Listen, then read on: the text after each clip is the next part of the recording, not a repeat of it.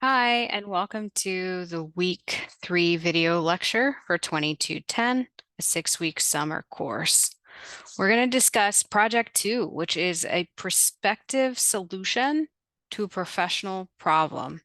And the formal title for Project 2 is a recommendation report. So Project 2 is a group project with certain due dates looming on your horizon.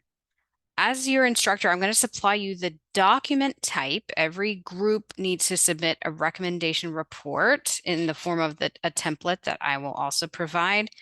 You, as the student, get to choose a solution to a professional problem. You also get to choose who is the audience, who's that higher authority stakeholder that you're presenting the report to.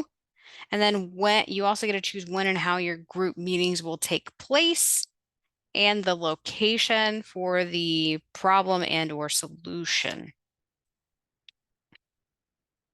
To understand the nuance of Project 2, we'll discuss everything that you see on the screen, and some of it will go into more detail in the next video lecture to hopefully keep you from becoming overwhelmed. With Project 1, you've already flexed your professional writing abilities. Now for Project 2, you'll combine those skills and learn some new ones to help you with this group endeavor.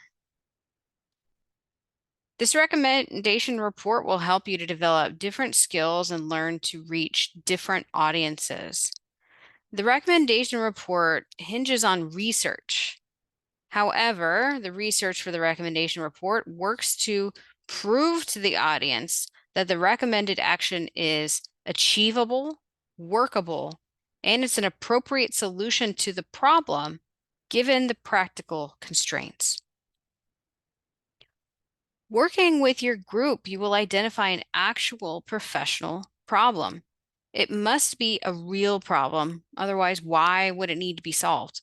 By researching the problem, past solutions, and curating a recommendation, you'll be proposing a solution.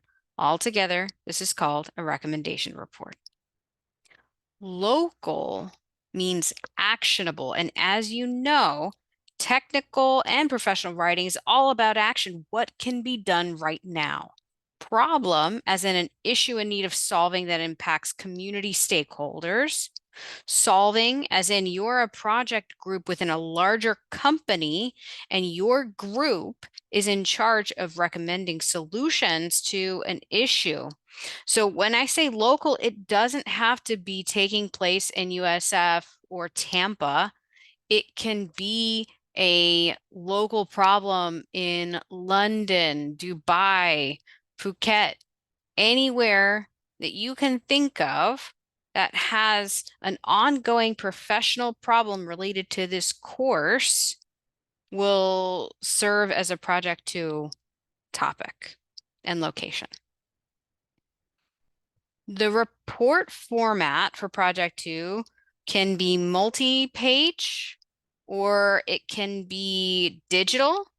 If you and your team elect for a digital report, use a free platform like Prezi, Microsoft Sway, Adobe Express, or Canva.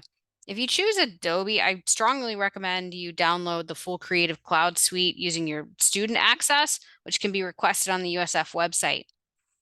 Think about how if you make this a digital report rather than a multi-page report, and that's up to you and your group, it really changes the format. The writing could be more concise. The report, certain parts of it could be hyperlinked. That's with the multi-page or the digital. And with both types, multi-page or digital, you're going to have to supply visuals or figures to supplement the content throughout. Let's review some of the student samples on this page. So as I mentioned, you can choose between you and your team. Do we want to submit our report as a traditional multi-page report? And if that's the case,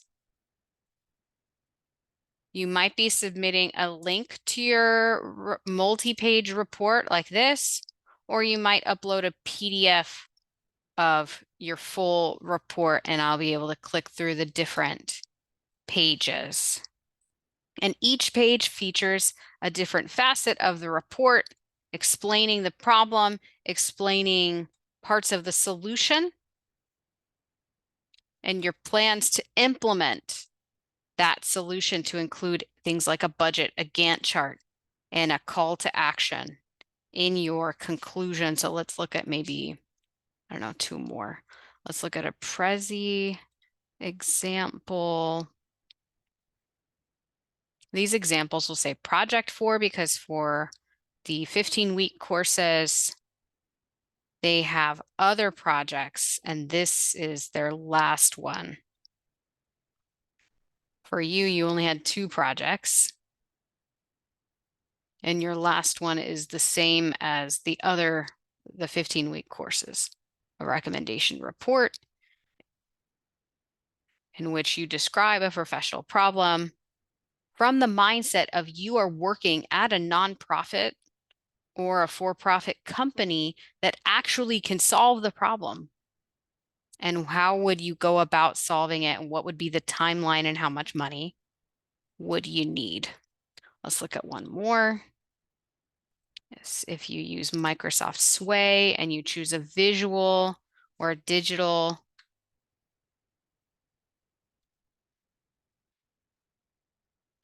it will still have all the components, but it will look like a scrollable website. It's up to you and your group, whatever platform you decide to use. And as we're moving throughout, I don't know if you can notice, there are either footnotes, endnotes, or hyperlinks in each of these reports, because in a professional way, you still need to cite your sources, but not the way that you're used to in comp classes where you need MLA or APA. Professionally, what's more common would be endnotes, footnotes, and hyperlinks. And that's why one of your assignments for week 3, day 1, is to review these 3 modes of citations and practice. And then you and your team choose which mode of citation you want to use for the rest of the project. So a lot more links are available to you in the modules if you want to review student samples. There's a bunch that you can review whenever you'd like. So for project 2, I will give you examples of the audience, and it's always going to be a professional company or a nonprofit that you work for. You and your group can decide which real life company that you work for, and it should be a company related to the problem and or solution. For example, if your problem is that Activision has gender discrimination issues, then your audience or who you're working for is Activision. You're creating the Project 2 report because your company asked you to, and you're presenting it to a boss that works for the company. You're not presenting it to an outside stakeholder like the mayor or city hall, unless in your little scenario, you think you're working for city hall or the mayor and they asked you to solve the problem, then it would make sense why your tone and why you're addressing that audience in your report. Otherwise, it would not make sense. Once you decide which company that you're part of for project 2, then you know your audience because it's your boss at the company. I've said that before, but I'm going to keep saying it because I want it to hit home. It's not an outside audience that you're presenting this internal report to. So even if the issue impacts consumers, this is an internal business report that they will never see. To find your group, because you're probably curious about that, click on the People button in the Canvas menu of the course, then click the Groups tab or Project Groups, uncollapse all the groups until you find your name. I've grouped students in the class based on random components, and you cannot switch groups unless you reach out to me privately and you give me a good reason, like your ex is in the group and it's awkward. Otherwise, you're stuck with your group. and hey, they're stuck with you. Contacting your group is up to you. I suggest Canvas email. However, embedded in the course, there's also optional Google Docs that each group can use to communicate with each other. Some groups end up using these throughout the project, and some groups don't touch the doc at all. It's up to you. You'll see the link for the Google Docs in the W3 Understanding Concepts page. So you already have a topic per se. It's based off the selections on another Google Doc embedded in the modules. There are about 17-ish, maybe less, maybe more pre-selected topics, and you and your group have to choose one by placing your group number on the doc. Everyone on the team should review the article attached to their topic from the Google Doc. From there, you can start researching other articles, videos, and websites about the problem solution later.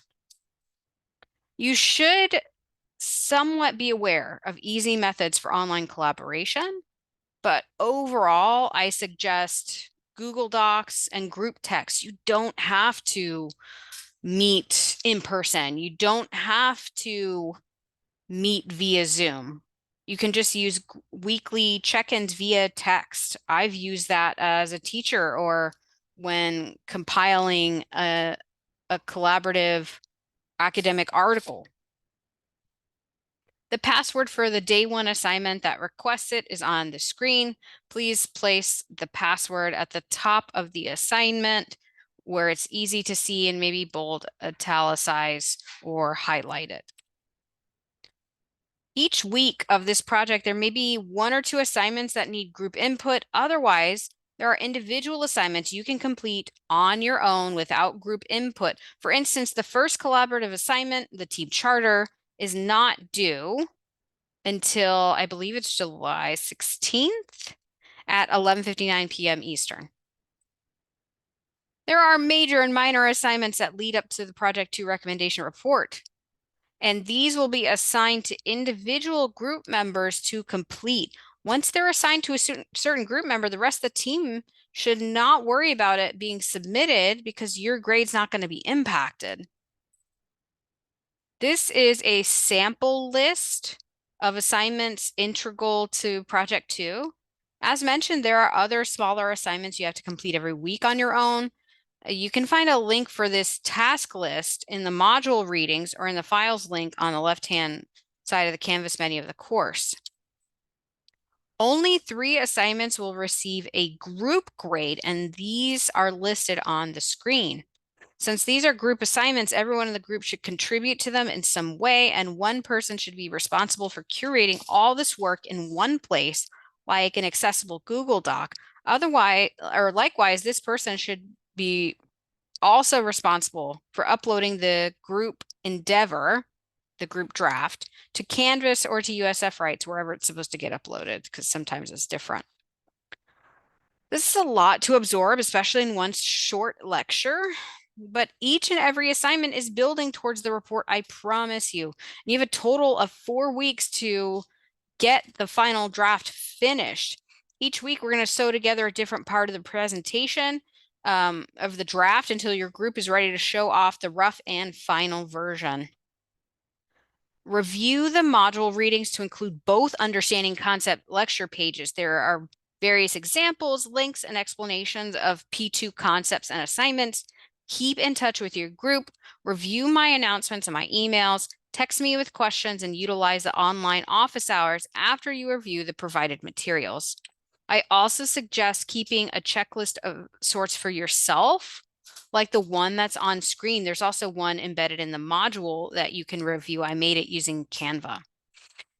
This way, with any sort of checklist, you can feel more in control about what you have to accomplish for a particular week. You're going to get through this project and you don't even have to worry about who's going to do which part of the report yet. That's for next week, or maybe it's the week after. I can't remember, but we'll get there. Right now, focus on what is in Module 3, Day 1, and that's it. So let's review those assignments. So we have the lecture page that you should review. We have the assignment instructions overall, and then we have the 2 assignments for you to complete. And the first one is a discussion. putting you in the frame of mind of what is a professional problem, asking you to find a source of what you consider to be a professional problem in healthcare. And if you find a news article, place the link in your post. If it's a social media source, which is fine, add the screen grab to your post somewhere. And in one paragraph, analyze that source and answer these questions about the source. And somewhere in that paragraph answer, include a quote or a paraphrase from the source to build upon a point that you made. And the last part of this discussion post is to review the list of topics, possible topics. Like I said, I pre-selected some topics for all the groups. Review it and decide which one stands out to you, which one seems interesting, and tell me why you think it's interesting. And then also pretend that you work for a company that's embedded in that type of problem, solving that problem. And then how do you think that company would go about solving the problem? 2 sentences. I want you to also include the password for the day 1 lecture. And if you want, include any questions.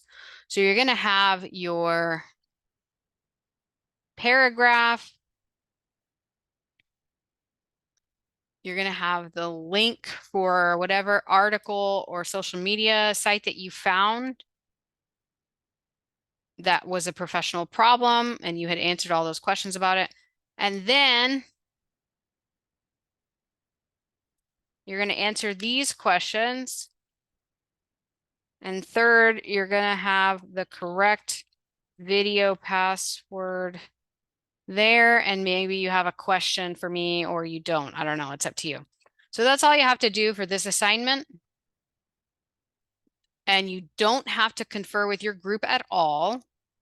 This second assignment, you also don't have to confer with your group. You have to first decide on a professional problem to use as an example throughout this worksheet that you're going to download. Maybe it's the professional problem that you looked up for the previous discussion, or it's something else you saw on the news or can think of, anything.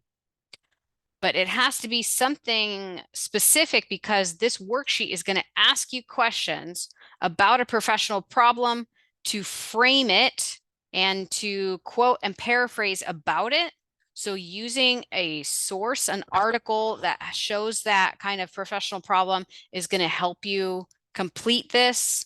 So download it, fill it out based on a professional problem article that you found online. Don't include the video lecture on this one. I'm going to delete that from here. And then later, when you meet with your group this week, I want you to also discuss with your group which type of citation method should we use, hyperlinks, endnotes, or footnotes. And in the module readings, Understanding Concepts, day 2, there's some links and some explanations of how they're different if you don't understand how they're different, or you can reach out to me. So until next time when we review day 2 stuff for week 3.